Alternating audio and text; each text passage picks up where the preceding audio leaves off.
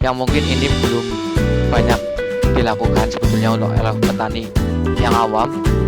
Jadi sebetulnya kopi itu dipanen setelah kopi itu berwarna merah penuh, jadi disebut cherry bean.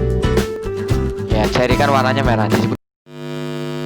Kebun Langit akan memberikan wawasan tentang edukasi pertanian, teknologi pertanian, tentang tanaman, pertanian organik, dan zero waste.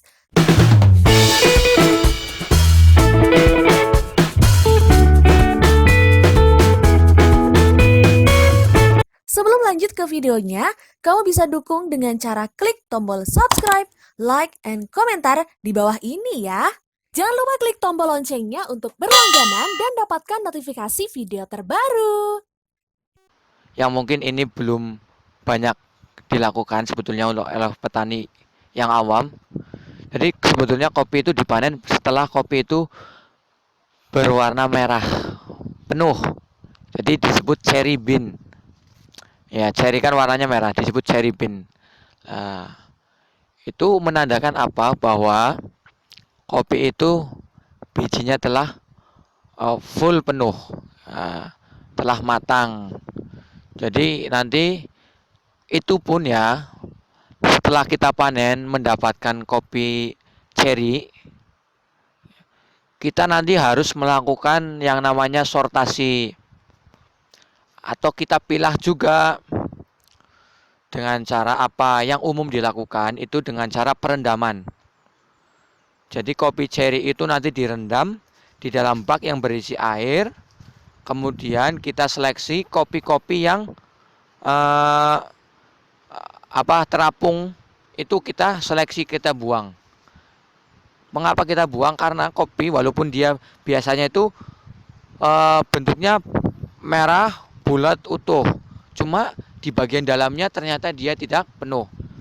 Ini bisa dipengaruhi oleh banyak faktor, entah itu suplai harinya kurang atau mungkin ada gangguan organisme pengganggu tanaman. Itu bisa jadi. Setelah kita seleksi, kita pilih yang kopi yang tenggelam di air itu. Setelah itu kita cuci bersih. Nah, kita bisa melakukan proses selanjutnya, yaitu dengan disebut ada sekitar 4 proses. Ada natural proses, ada semi wash proses, full wash proses, honey proses. Ini yang umum. Nah, natural proses itu seperti apa? Yaitu kopi yang sudah dicuci bersih langsung dijemur. Semi wash itu kopinya itu dikupas dulu bagian kulit luarnya, cuma kulit luar.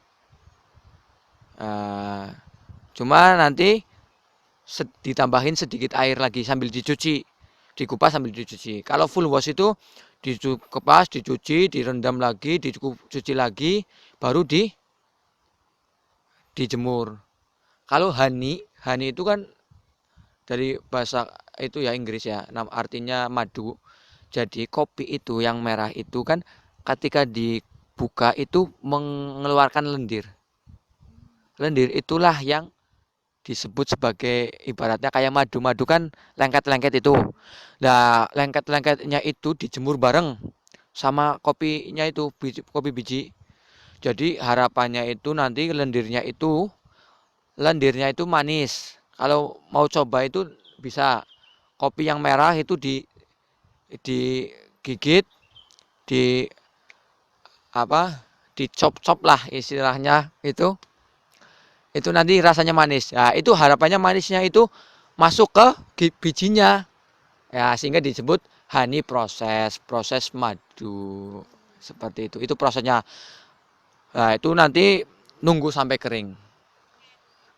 Lebih bagus lagi, tergantung ya cuaca ya. Ada yang bisa sampai 5 hari, ada yang 7 hari, 10 hari. Pokoknya mencapai kadar air berapa? 12%, mirip sama padi. 12% kadar air. Nah, itu habis itulah kopi baru digiling lagi, digiling kering untuk mengeluarkan kulit tanduk sama kulit ari. Jadi ada 3 lapisan. Ada kulit luar, ada kulit tanduk, ada juga kulit ari. Nah, setelah itu hilang dikupas, ya itulah muncul namanya biji hijau atau green bean. Warnanya hijau, green bean. Green bean inilah yang nanti diproses panggang, di roasting. Panggang di situ ada caranya, ada levelnya, ada roasting level, ada yang low, medium, ada yang fast, gitu kan. Biasanya yang fast sama low itu menentukan nanti rasa. Terus ada juga profil roasting, ada yang light itu jadi kopinya itu dipanggangnya cuma sebentar, jadi nggak sampai gosong. Terus ada medium, medium itu kecoklat-coklatan bentuk warnanya. Terus ada medium to dark, jadi coklat ke hitam-hitaman. Terus ada dark, dark itu hitam. Itu pasti satu jenis kopi, ketika prosesnya beda, hasilnya beda, rasanya beda. Habis itu kan jadi roast bean. Hasilnya roast bean, tinggal nanti mau dibubukkan atau di apa, terserah. Itu nanti kalau bubuk berarti siap diseduh, dicangkir untuk menemani nugas Anda di rumah.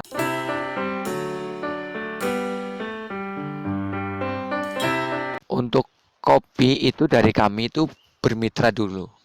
Karena apa? Karena saat ini dari kami kan belum mandiri untuk produksi kopi di lahan.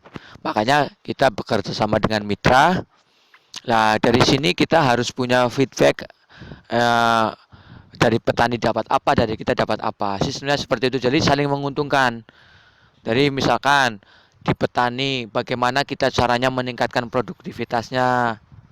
Misalkan dengan sentuhan, penggunaan proses pemangkasan, terus penyambungan dengan bibit unggul. Nah, terus karena kalau petani yang masih awam itu kopi nggak dirawat, akhirnya tumbuhnya itu ke atas terus gitu. Dan itu bisa sampai 6 meter, 5 meter. Sudah tinggi, produksinya pasti rendah. Karena cabangnya itu pasti jarang ya. Akhirnya tumbuhnya kan fokus ke pertumbuhan vegetatif. Nah, ketika dipangkas mungkin ukurannya itu 80 cm, kan mudah pemanenannya mudah, produksinya bisa tinggi. Nah, kita juga kasih edukasi ke petani seperti itu. Terus kita juga membeli dari petani itu kopinya harus lebih mahal dari harga sebelumnya. Petani itu misalkan ke pengempul, kita harus lebih tinggi. Cuma tadi ketika teknik budidayanya bagus, nggak masalah. Hasilnya pasti bagus juga gitu. Nah, itu sistem mitra seperti itu. Tetapi kita juga tidak tergantungan terus dengan mitra. Kita juga punya planning jangka menengah, jangka panjang. Oh, kopi ini kan tanaman tahunan. Jadi misalkan kita tanam kopi sekarang, itu bisa 3 tahun kita baru bisa menghasilkan. Makanya selain kita bermitra, kita juga mudah mulai menanam sendiri. Jadi kita bisa produksi sendiri, kita bisa menentukan kualitasnya sendiri. Berbeda ketika kita mitra, kalau memang belum begitu kepercayaannya itu masih belum terlalu, bisa jadi hasilnya kurang memuaskan, ada yang dirugikan. Akhirnya ada yang diuntungkan, ada yang dirugikan gitu kan. Kita biasanya kalau dari pengolah kopi kan biasanya kualitasnya yang kurang karena caranya tidak sesuai dari petani. Nah, itu pemanenannya, pemeliharaannya, cara panennya, terus distribusinya dan sebagainya. Nah, makanya selain kita bermitra seperti itu, kita juga sudah mulai untuk mengembangkan sendiri ya, seperti itu untuk sistem ya dari manajemen di SCF Kopi.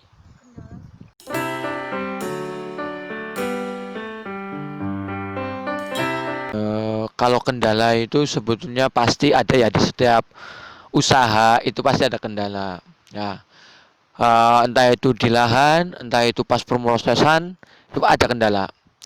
Kayak teknis-teknis, misalkan di proses, kalau penjemuran itu kan kadang tergantung musim.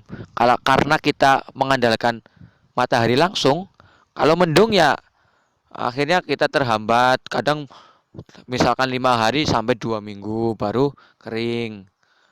Terus saat ini mitra itu baru sedikit, ah, dan kebunnya itu kan terbatas. Jadi untuk minimal, karena ini kopi itu kan 1 tahun sekali berbuahnya, jadi untuk stok itu sangat kurang. Jadi kita terus berupaya lah mencari gitu. Jadi makanya untuk mendapatkan stok ya kita akhirnya cari di misalkan kecamatan yang lain. Nah, seperti itu. Itu kendala pasokan.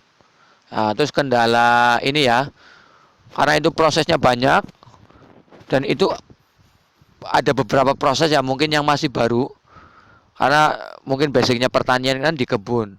Ketika terjun di prosesan itu ya harus autodidak. Maksudnya, oh ini kurang apa, dan itu memang harus butuh orang-orang tertentu. Contoh, ketika saya manggang, kita coba tes ke kedai langsung. Mas ini gimana rasanya? Dari kedai pun dia langsung tester ke pelanggan. Oh ini kurang apa? Nah, nanti itu prosesnya kan panjang. Nanti dievaluasi lagi, ini rasanya gimana. Sampai detik ini pun uh, belum nemu yang pas banget, itu belum.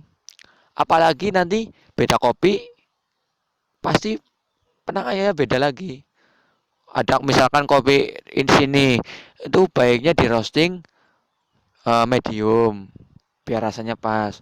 Ada yang prosesnya sampai dark, sampai hitam, bisa seperti itu. Itu kendala yang mana, tapi dengan adanya kendala itu nantinya kita tahu, oh dari kendala itu kita bisa antisipasi dari awal. Ketika ada hal-hal baru, kita udah tahu penanganan. Itu awal-awal. Terus dari segi pemasaran, ya, pemasaran itu arah untuk izin itu alhamdulillah baru keluar sekarang. Jadi selama 5 bulan itu kan ya kalau bisa dikatakan mungkin produk ilegal kalau bisa dikatakan ya. Tapi karena nggak ada izin pangannya, walaupun memang sebetulnya ya di lingkungan kita banyak pangan-pangan yang mungkin belum ada sertifikat. Makanya itu saya strategi pemasaran yang sebelumnya itu masih untuk lokal. Jadi retail lokal belum berani keluar, kecuali konsumen langsung. Misalkan saya ngepost, ada orang dari Batang, Mas nyoba kopi, nggak apa-apa, langsung kirim paket seperti itu.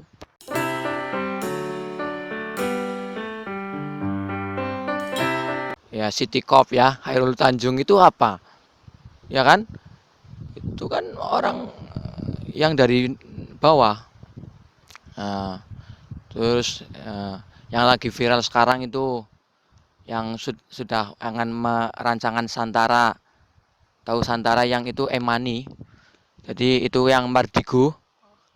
Itu pemilik Santara itu. Itu orang orang Jawa Timur itu. Orang Jawa Timur dari nol, dulunya itu ya dia uh, ke apa merantau karena bapaknya itu kan ya seperti itu. Dia nggak ada keinginan keluar di Amerika karena bahasa Inggrisnya itunya jelek, tapi dia terus ngirim-ngirim itu sampai akhirnya dia dikirim ke Amerika. Itu pun karena apa? Karena memang cuma itu yang daftar di situ dan itu ada kuotanya, dan dia manfaatkan itu dengan sebaik-baiknya. Walaupun lulusannya itu bukan bagian bisnis, tapi dia bisnis itu, dan pemikirannya juga yang penting, walaupun mungkin dikatakan nyeleneh, tapi dia punya ukuran sendiri. Dia percaya akan itu, nggak mudah tergoyahkan satu kelilingnya, ya akhirnya berhasil.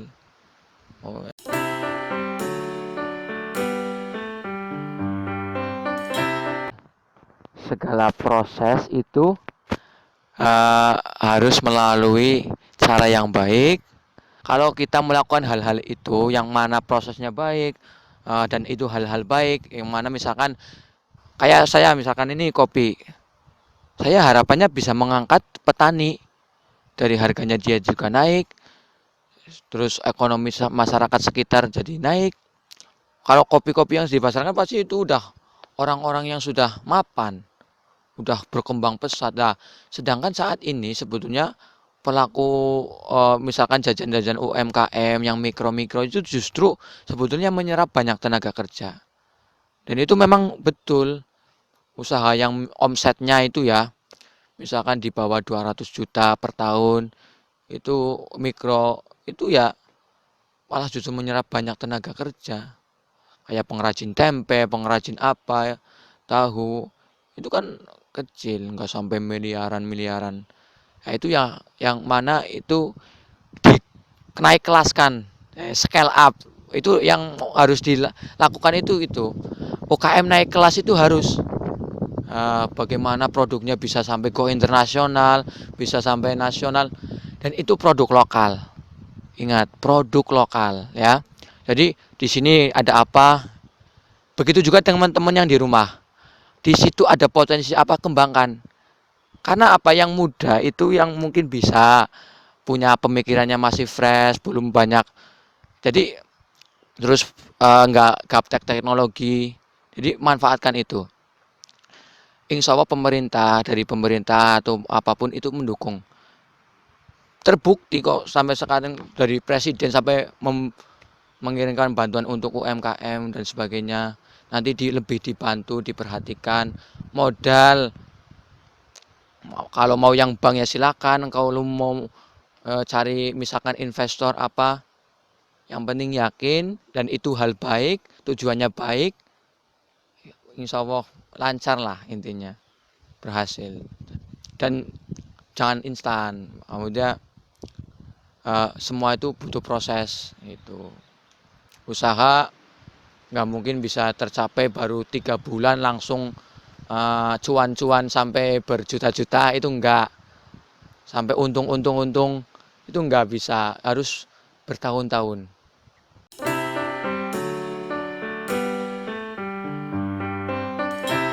Semua bisa menanam, yuk mulai dari rumah.